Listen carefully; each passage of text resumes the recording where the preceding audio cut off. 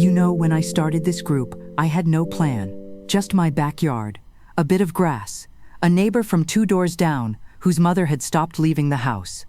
Casual. We met on a Tuesday morning, 2 of us. I taught her the warm-up I learned from my own mother in Saigon 40 years ago. Slow arms, soft knees, breathing. By the 3rd Tuesday, there were 6 of us. By the 3rd month, 14, 3 of them had not exercised in over a decade. 2 were caring for parents with dementia. 1 had been told by her doctor that her balance was just age now. 6 months later, that same woman walked her granddaughter down the aisle. She told me afterwards, "Auntie Lin, I feel like I got something back I thought was gone." Reflective, not everyone changes that fast. Some bodies respond quickly, some take longer.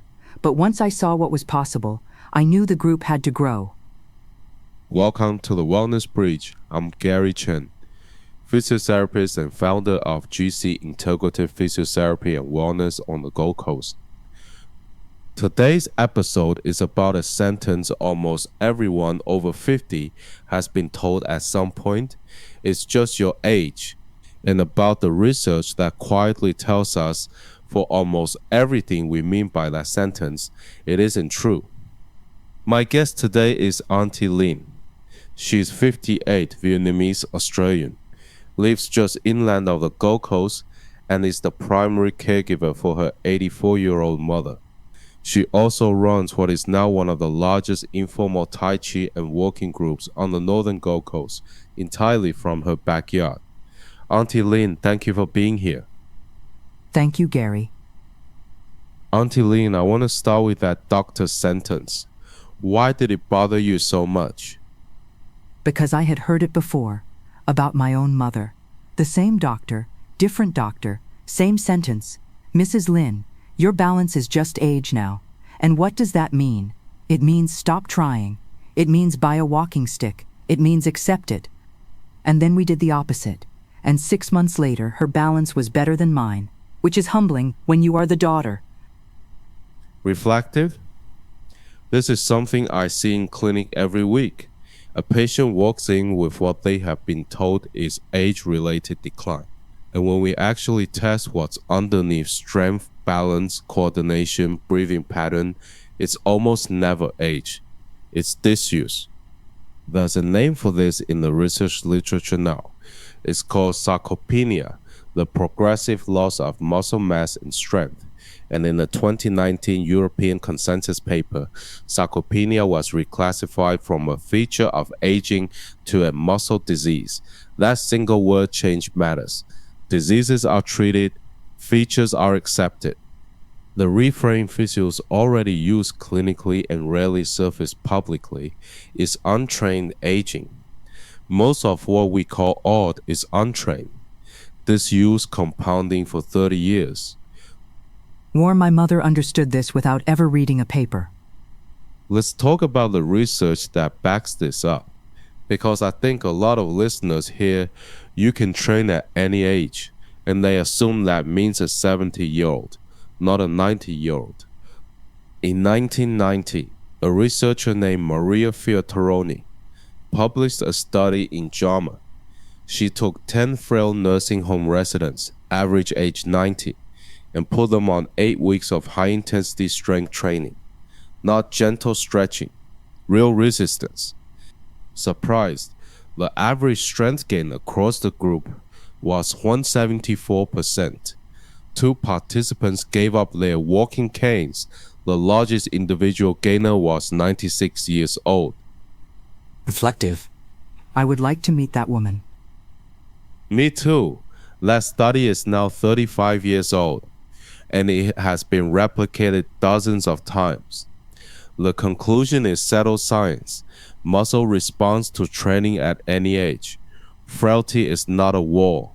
It's a signal that the body has been waiting to be asked.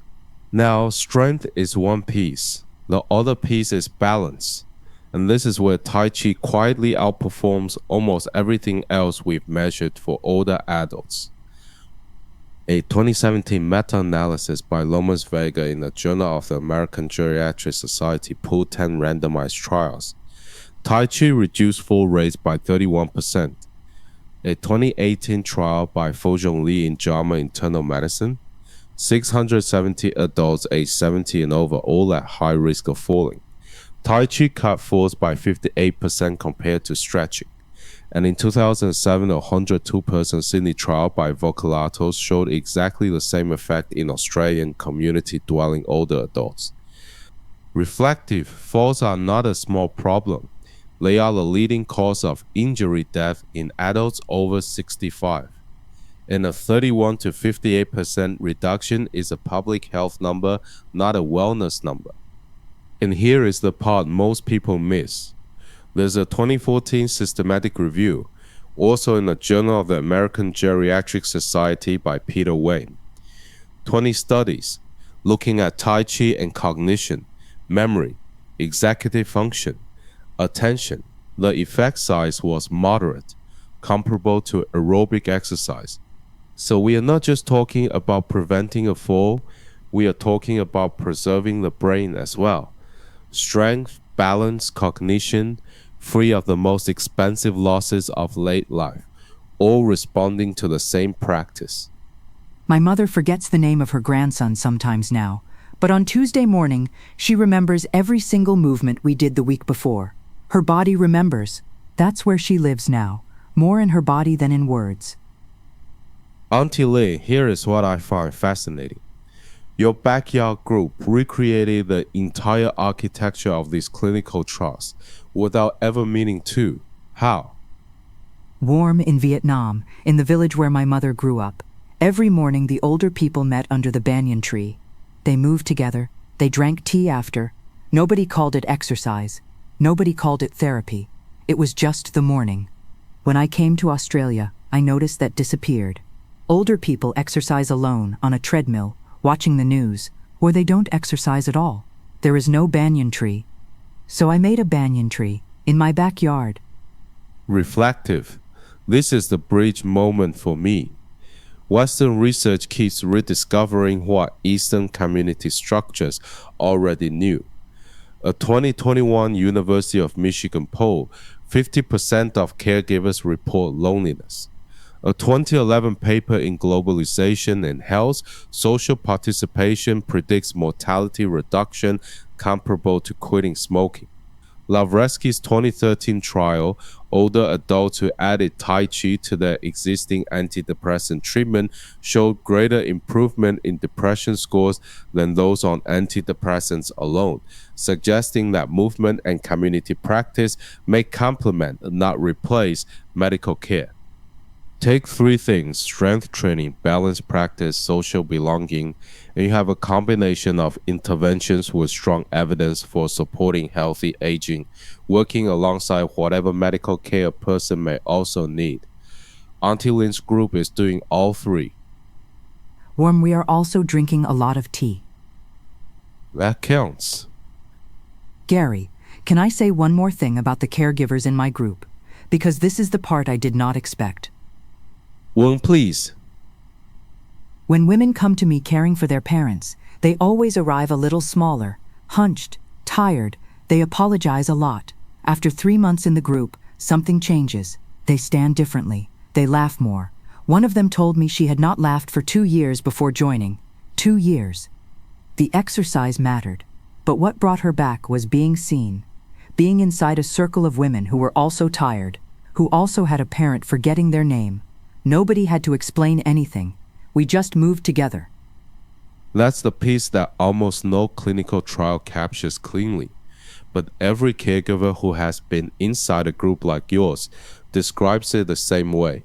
The body practice opens the door. The community keeps them coming back. So, what do we do with this?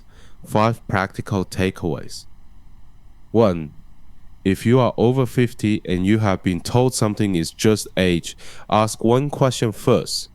When was the last time it was actually trained? Most of the time, the honest answer is decades. Decades of disuse is reversible. Age is not. 2. Add resistance training. 2 days a week. Anything that makes a muscle work harder than it did yesterday. Body weight, soup turns, garden buckets, resistance bands. The dose response is enormous in untrained older adults. That's a Theateron finding. The warm 3. Add balance. 3 days a week. Tai Chi is the most studied option, but anything that challenges your standing, single leg stands while brushing teeth, walking heel to toe, slow weight shifts accumulates. 5 minutes counts. Reflective 4. If you are a caregiver, this is not optional. Caregivers carry double the loneliness rate and significantly elevated depression risk. A weekly group movement practice is not a luxury. The data treats it as clinical. 5. Find your banyan tree or build one. A neighbor, a backyard, a park, a community hall. Informal beats formal. Community-led programs consistently show higher long-term adherence than formal gym programs in this age group. That pattern is repeated across the community Tai Chi literature. Auntie Lin, before we close, what would you say to someone listening who is 70, isolated, and has been told their decline is just age? I would say come on Tuesday. I will save you a spot under the mango tree. But really, find one person, just one. Walk together for 15 minutes. Next week, you walk 20. The body is still listening. It has been listening this whole time. We just stopped asking it to do anything. Reflective. The body is still listening. That's the line I want listeners to leave with today. Thank you, Auntie Lin. Warm. Thank you, Gary. If this episode helped save it, share it with someone over 50 in your life and find your banyan tree this week. Even a small one counts. Together we find balance in one. I'll see you next time on The Wellness Bridge.